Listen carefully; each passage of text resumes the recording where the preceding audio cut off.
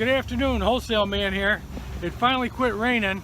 We're out here trying to see what we can do to make it happen today. I'm going to introduce you to one of my good friends, one of our big time buyers. He's Chuck. He's right there. Here, hold on. There he is. How you doing? See? Now you got to get the full effect. There's me and there's Chuck. See it straight up, Chuck. See? Chuck's a big fella.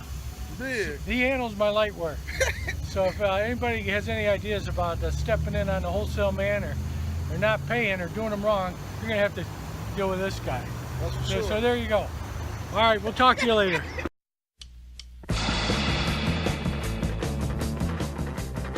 And now, it's time for the Yacht Club Show. Needed now more than ever. With Killer, Rev D, Dr. Jim, and Coach. Brought to you by J&M Trim. Automotive custom designs. Striping since 1980. Contact us at jandmtrim@aol.com.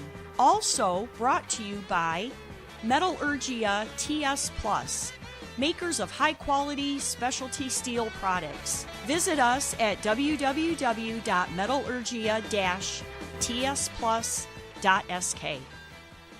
Welcome to Season 4 of the Yacht Club Show. Is that all this is? Well, you think it's been longer. It's longer than that, isn't it? Yeah, I was going to say it didn't seem like 3 seasons, but Maybe I thought it was remember longer. in 2015, I think we were a mid-season replacement. Really? Weren't we? Were we? Back? Yeah, I think so. I think we replaced, what was happening, Chris Christie's Diet Tips podcast or something like that. Maybe Roseanne's politically correct. There you go. That was it. Roseanne's Guide to... Roseanne Barr's politically correct quotes. Yeah, there you go. Yeah, so here we are. And, geez, over the course of the summer, we picked up a couple of new sponsors. Yeah, well, maybe we should explain. That's why we've been off the air for a while, because we didn't have a sponsor. Reel and Smoke dropped us like a hot potato. So we've been spending the time. The marketing department's been out there looking for somebody. they actually start selling product, and right away gone. they think they're gone. Yeah, they're making money, and we're out. We're out. we delivered, and then they dumped us. We're out. Well, in these remote location shoots that Wholesale Man does, this stuff isn't cheap. We had to find some quality. Costs money. Quality costs money, and we have standards. We have high standards, right? So, first new sponsor is J&M Trim, automotive customs design, striping since 1980. J&M Trim. They're going to sponsor the Wholesale Man segment and help us pick up our escalating costs on these remote shoots. We do some more remotes then. What's that? We can do some more remotes. We can do more remotes with Wholesale Man, with Coach. Where's J&M located? They're out of Livonia. Okay. Yeah, they come to your house, or do you? They work more out of dealerships, but in our opening credits here, I included their contact information. Okay, great. Yeah. So if you need some custom striping, not stripping, Oh man! If you need some custom striping, if I need custom stripping. Go to the Yacht Club. I just like to go to the Yacht Club would be the place. But I just go for the general. There's not general striping. I just like the standard striping. Standard stripping. Okay. And Dr. Jim, you picked up a new sponsor, right? Yes. Understanding now that we have a global reach. We're worldwide. And I think we needed to incorporate maybe a little international mix into our sponsors, and I went all the way to Slovakia. Wow! And I have talk about above and beyond, huh? Yeah, it was an interesting trip, and when you're going for the sole purpose of getting us a sponsor. When you go through Bulgaria, and the Bulgarian mobsters they have their checkpoints and things like that, but it was okay. We got through it. So in any event, we finally got to Slovakia. Beautiful country, nice people, nice. I highly recommend it for a vacation if anybody ever desires to go somewhere off the beaten track. Anyway, there's a fine specialty steel company there. The name of the company is Metallurgia TS Plus. Metallurgia TS Plus. Yes, okay. They make specialty steel products, high quality specialty steel products. So steel, or do they or they make something out of the steel for They you? form the steel. They form. don't make raw steel. Okay, they so take the steel and they make giant nuts as one product, and washers. Anyway, like they make parts for wind turbines and jet engines. Man, we're in the big time We now are. with and our trains. Trains? You know, We freight went from trains barbecue and- sauce to worldwide. airplane propellers. I also like this because it's a real manly kind of company. Although I guess that's not a plus these days. That's right. That's a negative. Yeah. In any event, I'd like to welcome them. What is to the the- TS? Welcome, Do you know what the Metallurgia TS TS is? Plus. The TS, tough steel. I don't know. Okay. Tough Makes sense. stuff. Tough stuff. Tough Yeah. stuff. Okay. Well, thank you, Dr. Jim. You're very welcome.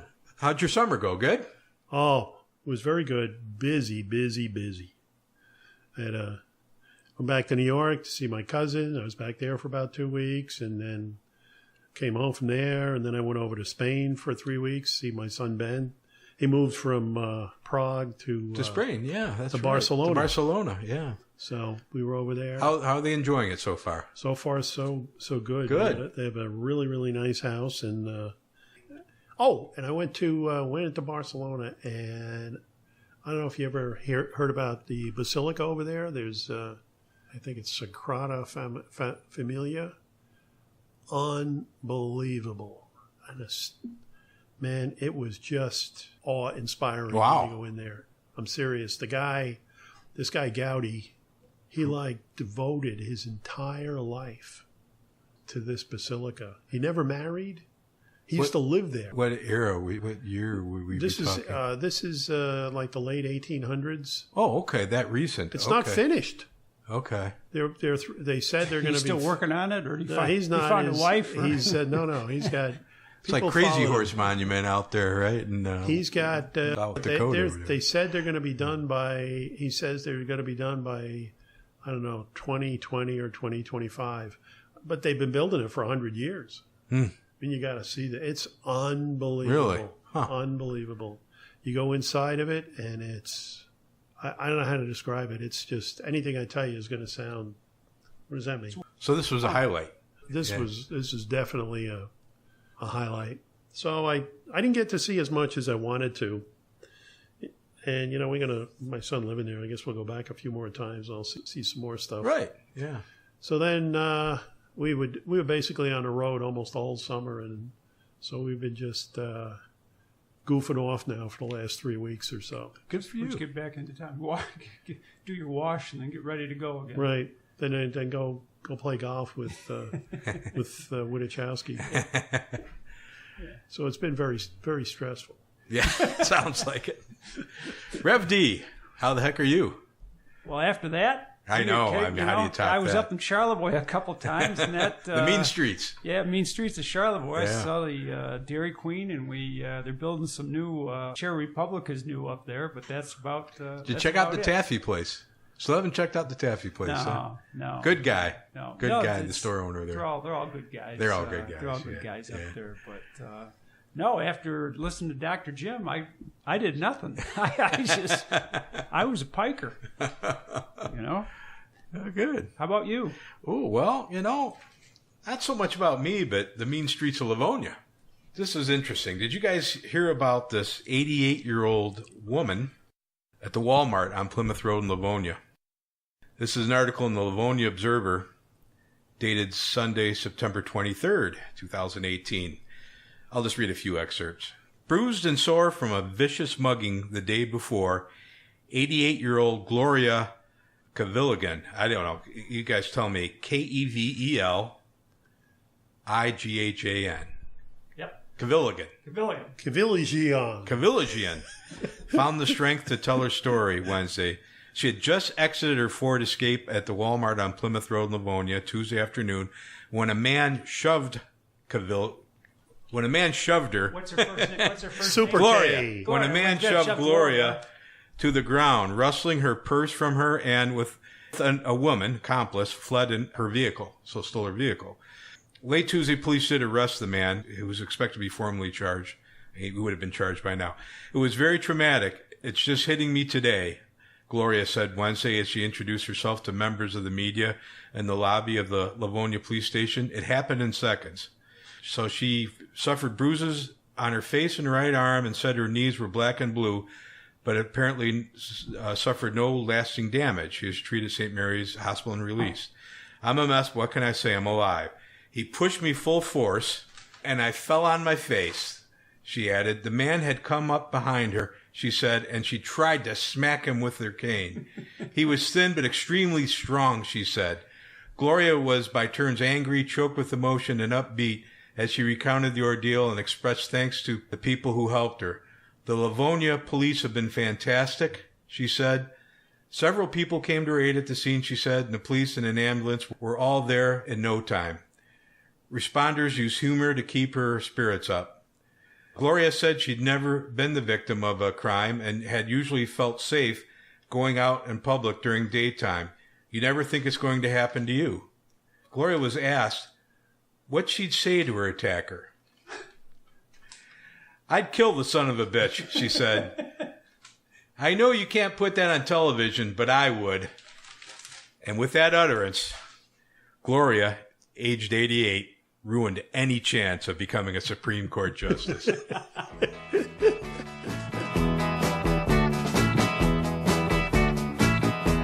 Like tell you about now, baby. You know, she comes around just about 5 feet 4 from her head to the ground. You know, she comes around here just about midnight. She make her feel so good, Lord. She make her feel alright. And her name is G. L. Whoa.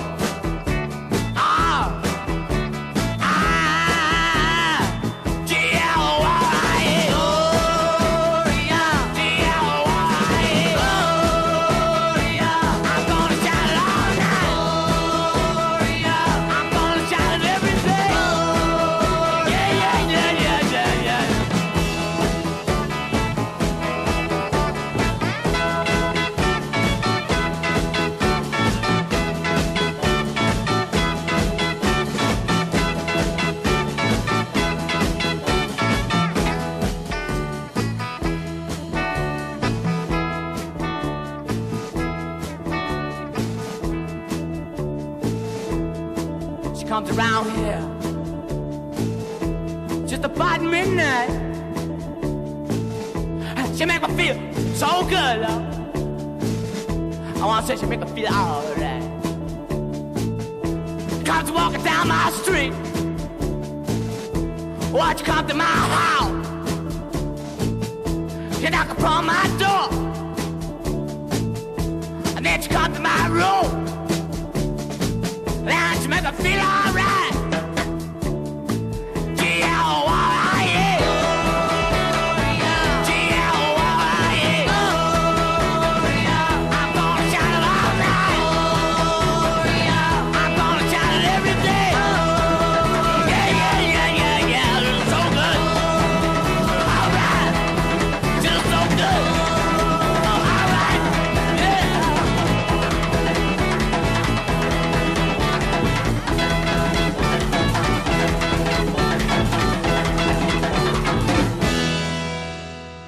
How about that Gloria, though? Gloria, fighting this guy off with her cane good for and, Gloria. got through Yeah. it fairly...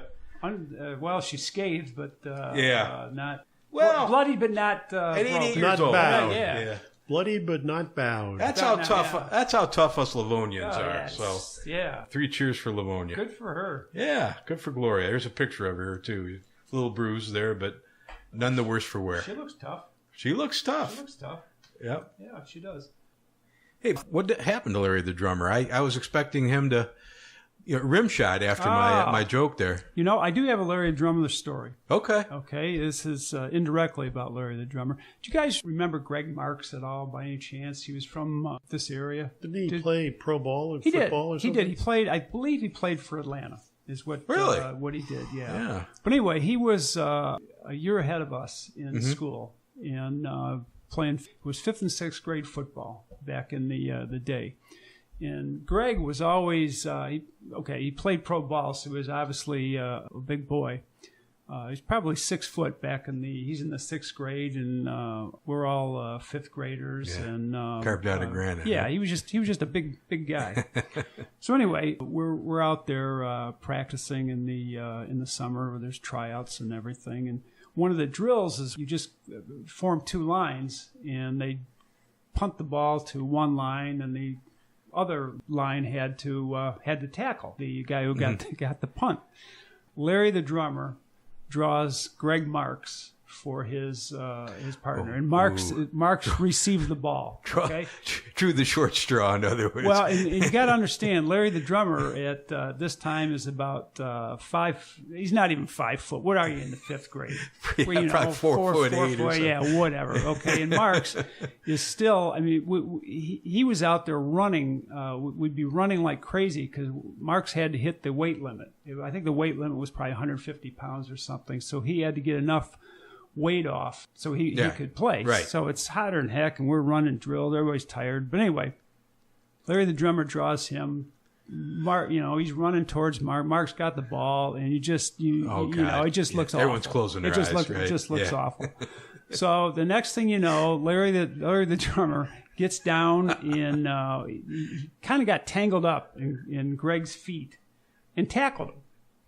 He actually brought him down, and everybody is amazed. It was like Rudy, Rudy from we Notre Dame, carried Larry off the field with. What was I left love of it. For bringing down Marks. I love it. And that's a true story. That happened like that. But anyway, I bring that up because Greg just passed away. Sorry to hear that. Last week. We heard that, and I was talking to Larry about it, and we talked about that day, that famous play that go down in the infamy of St. Scholastic. What was it? CYO? Yeah, CYO football at the time. Larry the drummer brought down Greg. It was like David and Goliath. That is, like David and exactly Goliath. What it is. Larry the drummer. Larry the drummer says it was nothing.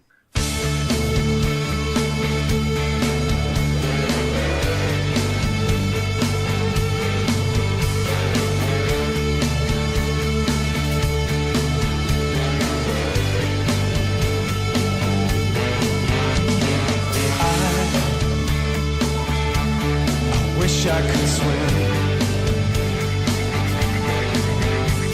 like dolphins. Dolphins can swim. But nothing will keep us together. We can beat them forever and ever. We can be heroes.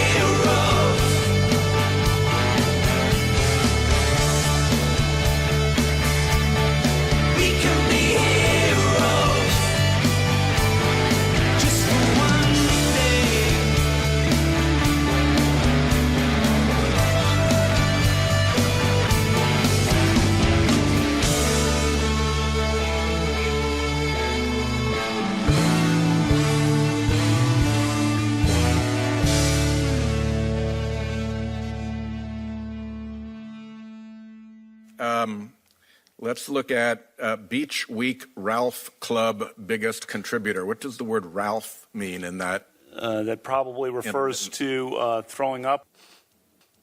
I like beer. Next one is, Judge, have you, I don't know if it's buffed or boofed. How do you pronounce that? That refers to flatulence. We were 16. Okay. And so when your friend Mark Judge said put the same thing in his yearbook page back to you, he had the same meaning. It was flatulence. I don't know what he did, but that's my recollection. We want to talk about flatulence at age 16 on a yearbook page. I'm game. Devil's Triangle. Drinking game. How's it played? 3 glasses in a triangle. And? You ever played quarters? No. Okay, it's a quarters game. Ann Doherty's.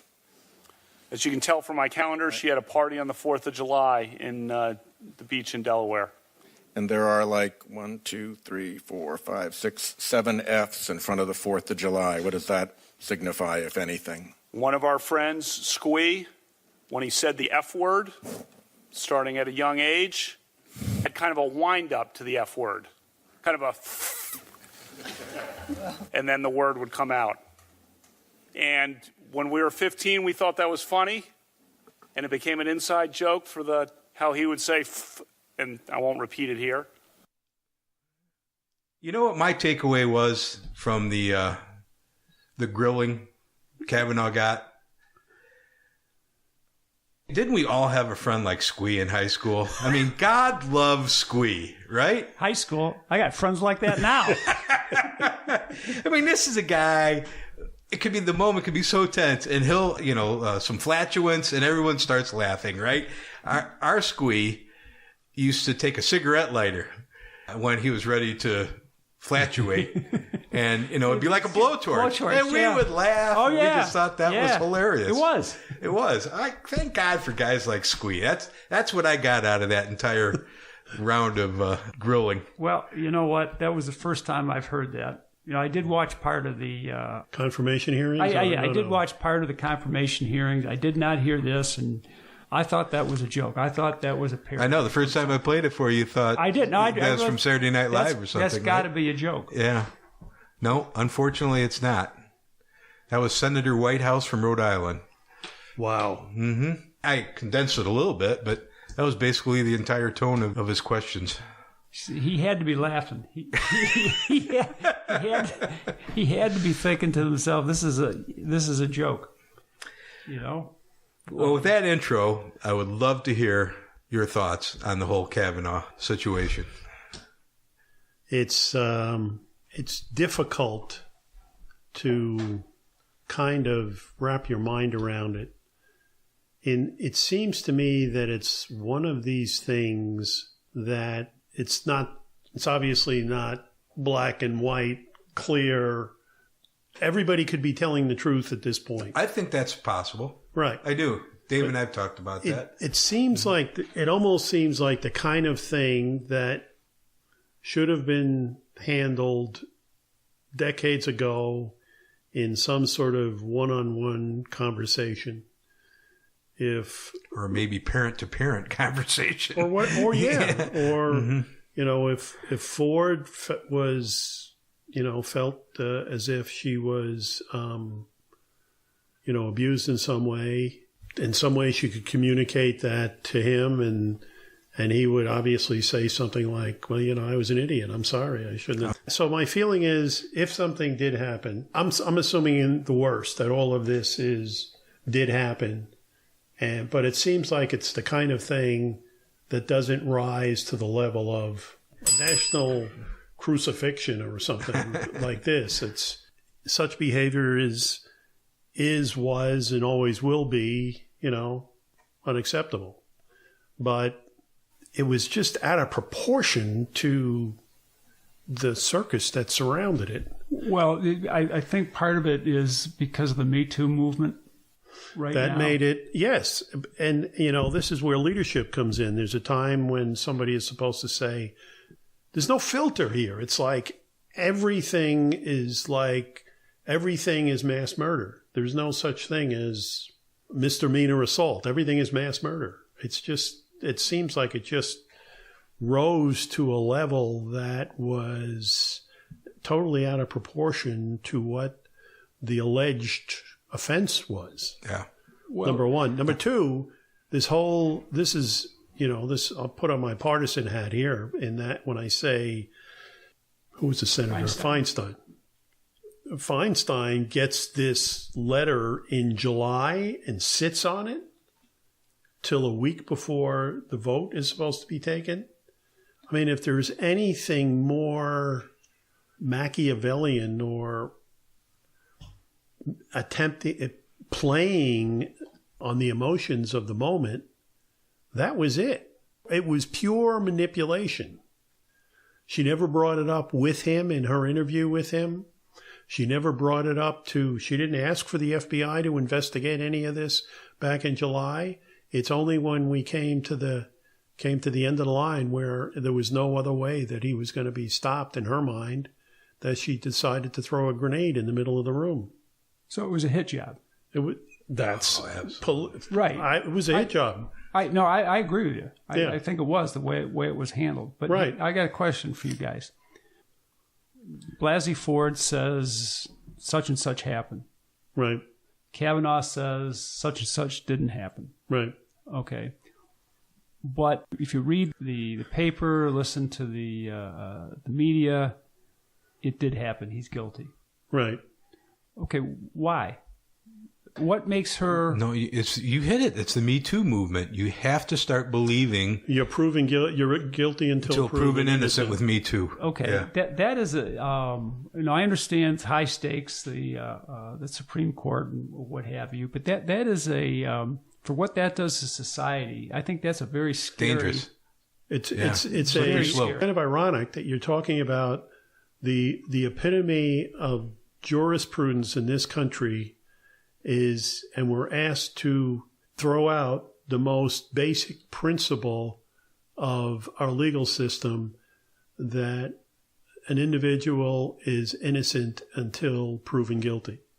I've just had problems with the whole, you kind of judge a person by their life as a whole and say, all right, what kind of person is this?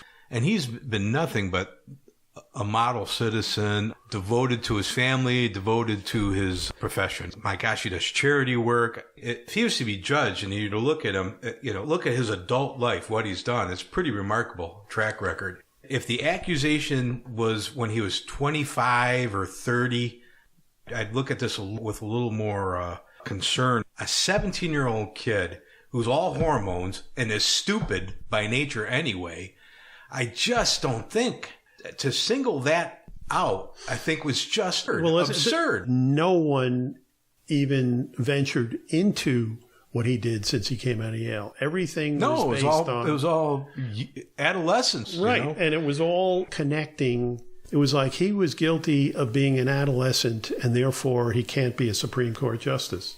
And that's essentially what they're saying. They said, well, he drank in high school, he drank in college, it was common in all boys Catholic schools, right, by the way. But this, and then this grilling in the recording earlier shows the level of seriousness. This is a serious questioning of a 15, 16, 17-year-old.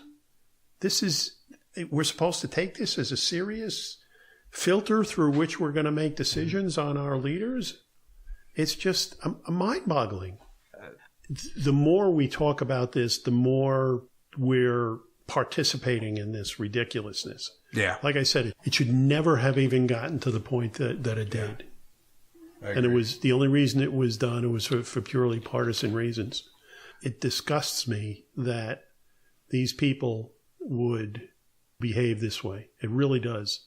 Yeah, I can't find an alternative. It's hard to take it serious now. It's hard to take any of them seriously. It's a zoo. Yeah. It's a zoo. And it's going to continue. I mean... Well, yeah, that's the worst part. It is going to continue. Okay, we've added now another conservative to the Supreme Court. We could get 2 more on there easily before I hope Trump is done. I hope Ginsburg holds on because we ain't. We can't go through this again. We huh? ain't seen nothing. RBG Please, is going to. Ruth Bader, hang in there. Oh, man, they man. think, you know what, the Trump Meister is going to, it's going to be. Oh, he'd love it too. It's going to be, Genghis Khan is going to be on the the next justice. It's just unbelievable how far this is going to go. Any final thoughts, Rev D? I'm not convinced anything happened. I don't even know that they were in the same room. Okay, I just I know. Is it possible? Yeah, but it's also possible they weren't in the same room. Yep. Okay, and it was nothing. None of her story was ever corroborated by anything. True. And she was a little foggy on what she said. I just put myself in Kavanaugh's spot. Okay, accusing me. There's no corroborating evidence here, and he's getting hammered. Of course, you're going to be fight back. Well, right? I'm going to fight back. Yeah. Now, in with Ford, if something did happen, it's awful. I mean, there's no other way to put it. But it just seems kind of fishy. We can't say one way or the other. Jim, that's it exactly. I cannot say one way or the other. And hammering Kavanaugh in saying that she's right, that bothers me because we can't say one way or the other. People who say that she is right I don't think you're going to find a conservative Republican who's going to say she's right, and I don't think you're going to find a liberal Democrat who is going to say he's right. It's all seen through your personal political bias. Yep. And it's also, all they're saying here is, well, let's take a vote. Is he guilty?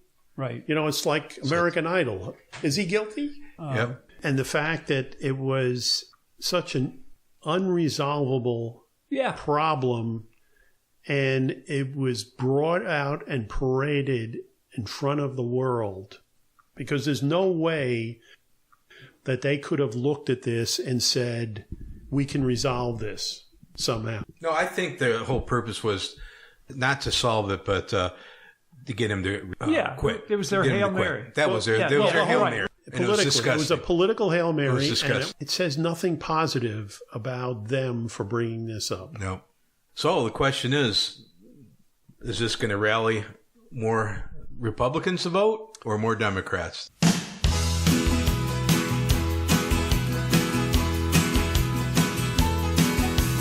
Looking at your watch a third time, waiting in the station for the bus.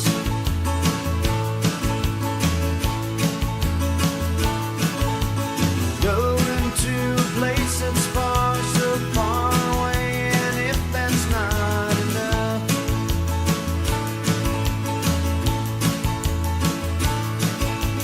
going where nobody says hello, they don't talk to anybody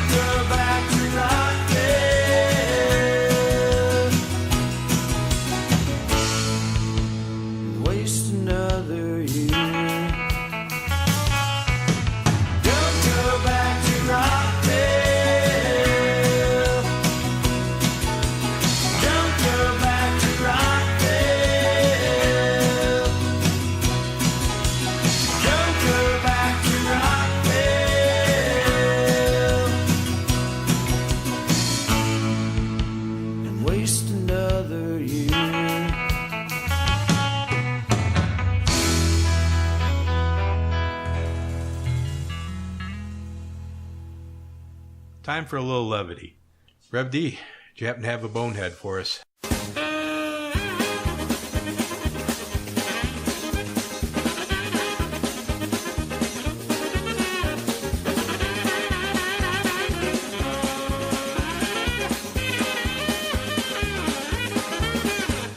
I was going to give you all these are easy ones. I was going to give you all the things that have happened in the last week. Chris Matthews, this is the time for vengeance for what happened 2 years ago. April Dumas, she's a writer for Stephen Colbert. Whatever happens, I'm just glad we ruined Brett Kavanaugh's life, his wife and kids too. Wow. She put that on Twitter.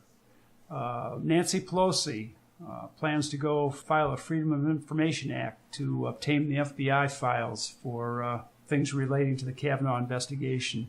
There's also Dr. Carol Christine Fair. She's a professor at Georgetown. This is her Twitter quote.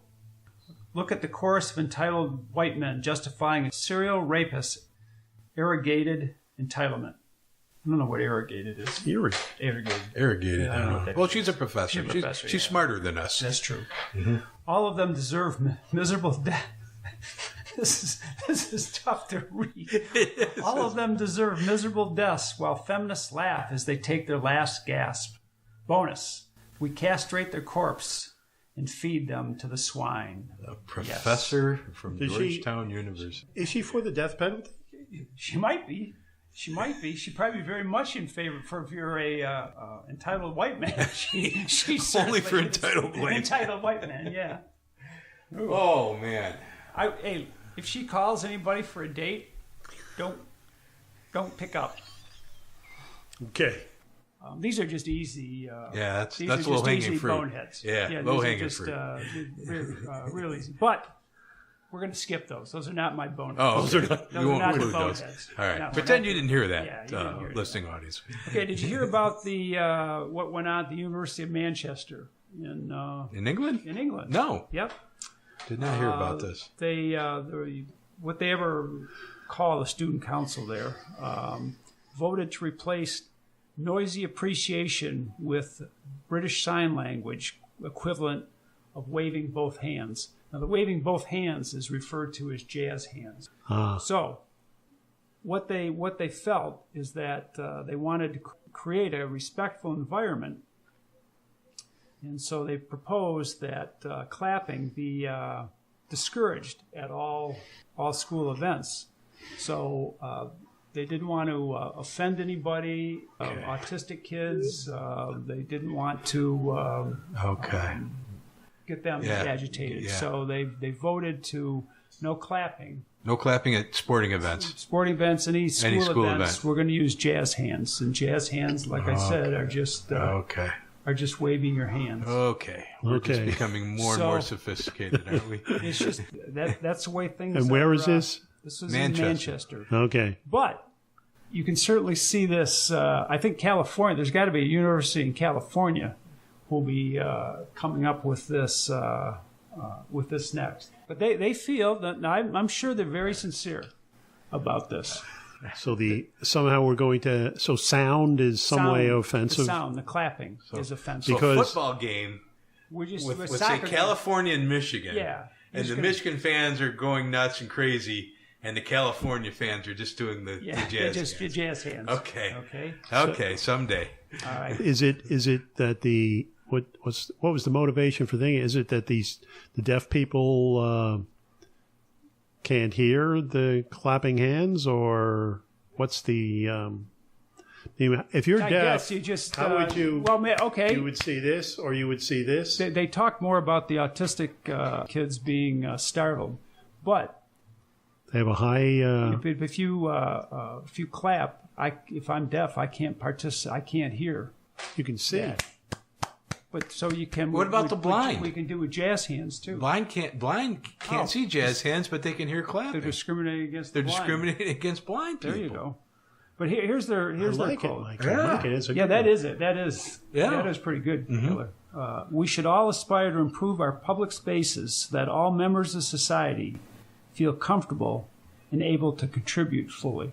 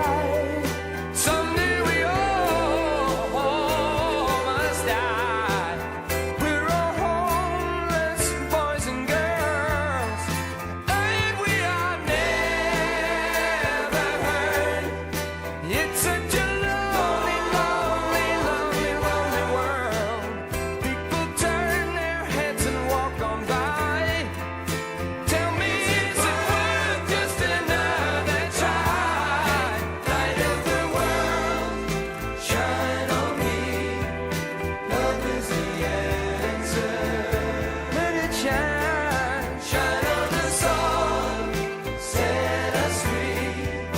Love is the answer. No, the answer is love. Tell me, are we alive, or just a dying planet? What are the chances?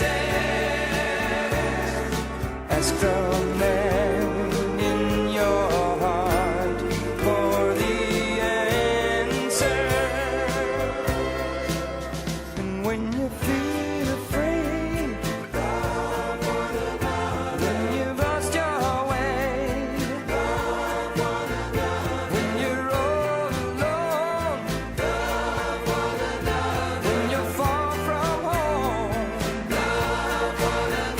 when you're down and out, or your hopes run out, when you need a friend,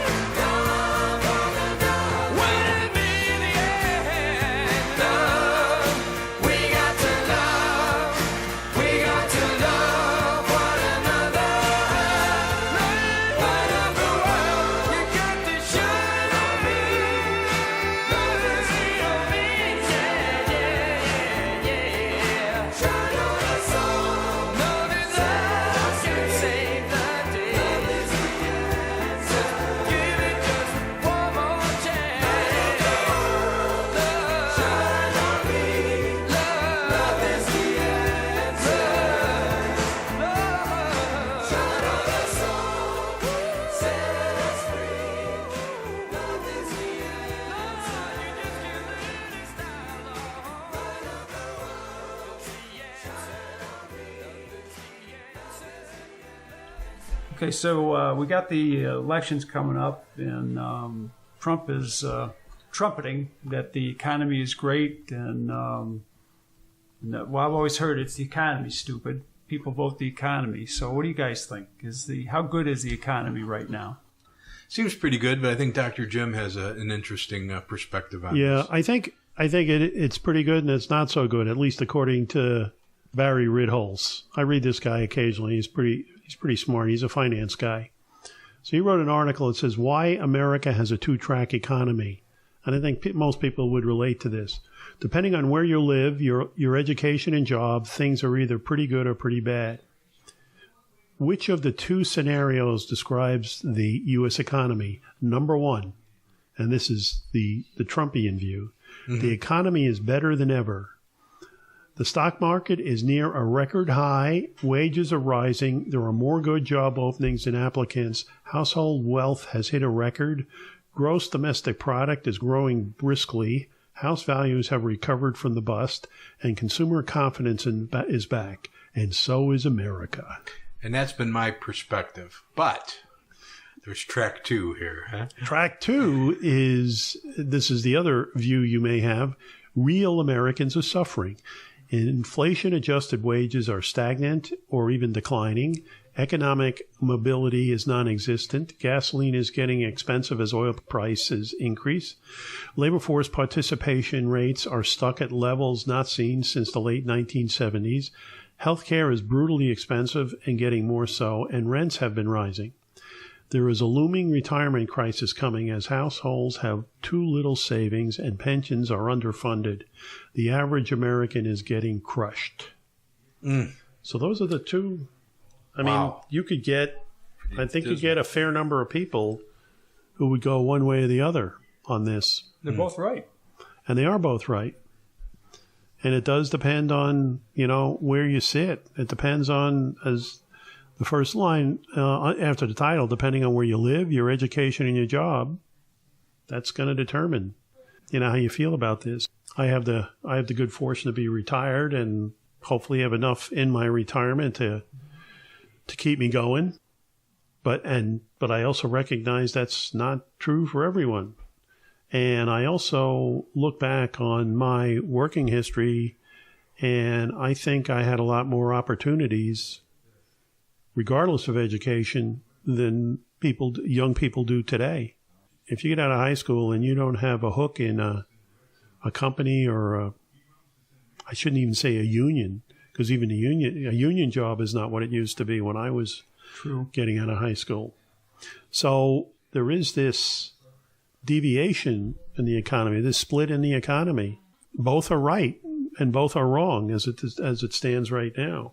If you're one of the lucky ones, you'll probably want, tying this back to politics, you'll probably want to keep the status quo right now, right?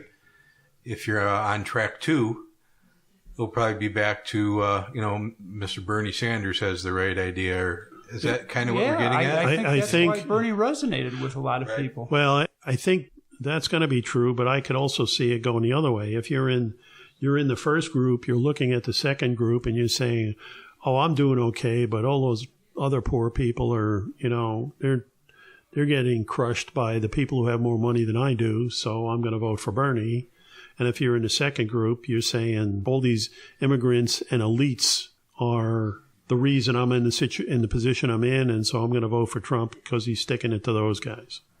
So I think it cuts both ways a little bit. And That's I think but I think the reality is these are real people who perceive things are wrong. Hey, you notice the glad hands I got going? No, he's doing the glad hand. Jazz hands. Jazz hands. Jazz hands. Okay.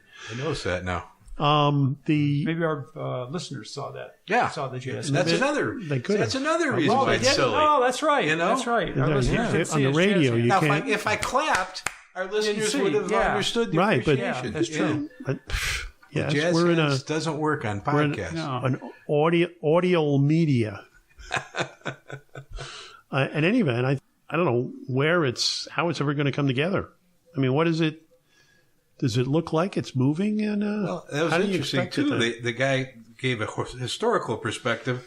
It's really the way it's always been, Yes, right? yes. And the vast American middle class was a historical aberration.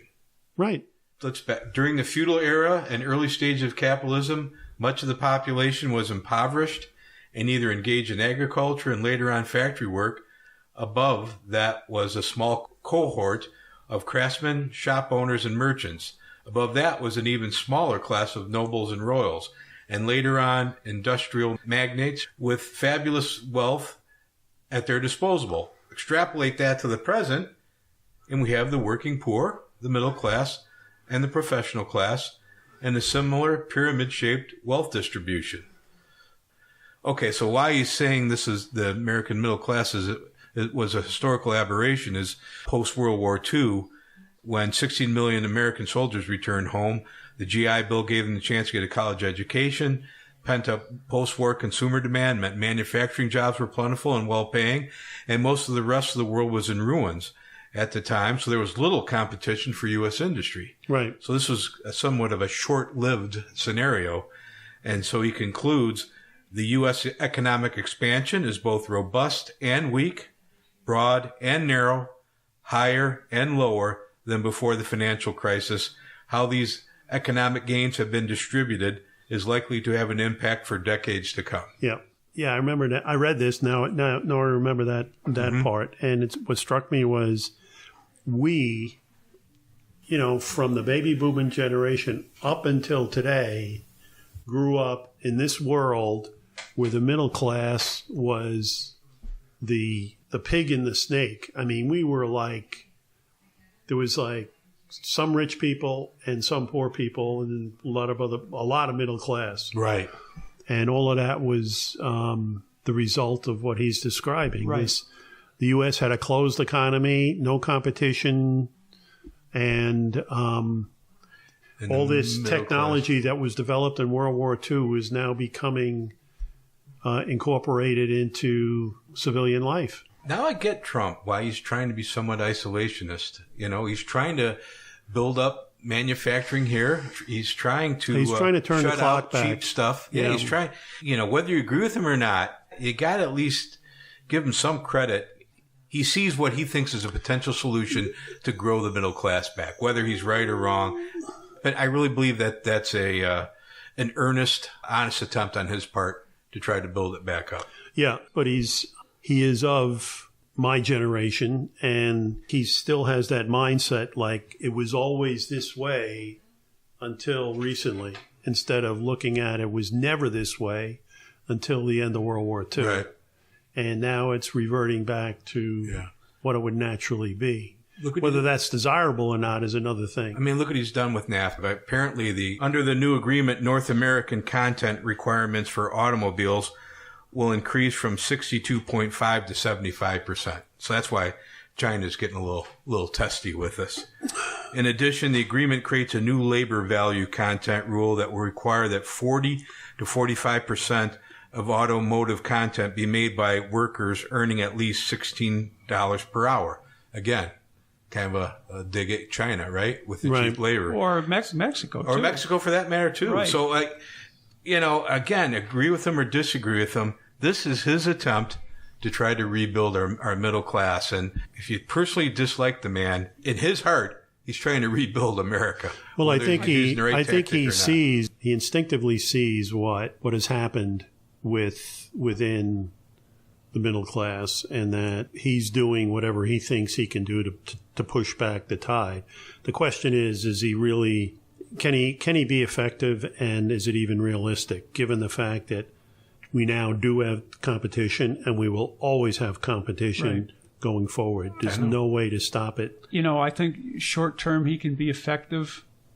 Long term, he can't. I don't think so. Okay. It's a wrap. We done? Yeah. Killer Dr. Jim, sleep with both eyes closed.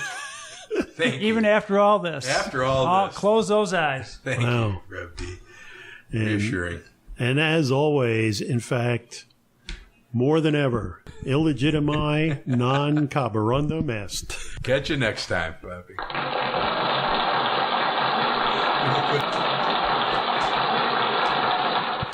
Another one in the can.